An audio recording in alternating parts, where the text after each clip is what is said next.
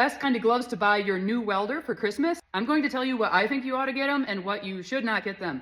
This is my pick for every new welder, every general welder, every fabricator in your life. 100% leather. They're not these kind. They have the cotton on the outside, the gardening gloves. I've used those for welding and they're absolute garbage.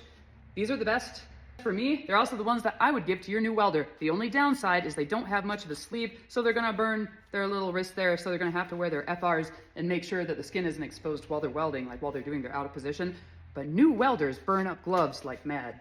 For example, these TIG gloves, they cover up your arm great. They don't offer a whole lot of heat resistance, but they do offer a whole lot of dexterity. So when you're first learning how to manipulate the torch, or if you do TIG for a living, especially maybe some low amperage stuff like these are wonderful. They have goat skin, calf skin.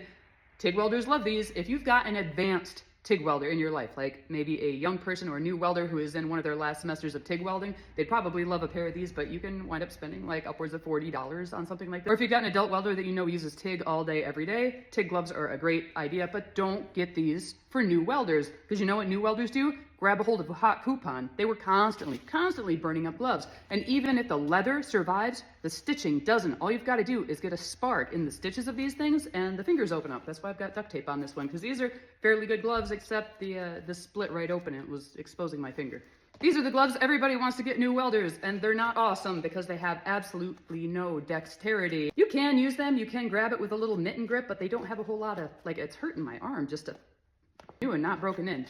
And if you are a TIG welder and you get some of these like MIG or stick gloves, you can't really hold the torch. Anytime a kid was trying to learn how to TIG weld with these things, forget about it. Or if you've got a pipeliner or a structural person in your life, or a kid who you have heard is doing stick or MIG in school, maybe a new pair of these would be nice. They don't burn up quite as quickly, but they still grab hot metal with these. They'll take a hold of a piece of hot steel because it doesn't hurt, and then this starts shrinking and crumpling into a little claw, and they gotta throw the gloves away anyway because they get so hard you can't use them. You can find a fully leather pair of gloves that is somewhere in between. These things have really great dexterity, especially after I break them in. Again, I hate they're so short. If you can find something fully leather that's got a bit of a gauntlet there to protect the wrist, that would be ideal. And no rubber. Rubber burns. Rubber's no good for welders. No bueno. Don't put plastic or rubber on any of the gloves. Make sure that they're 100% leather, not fake leather.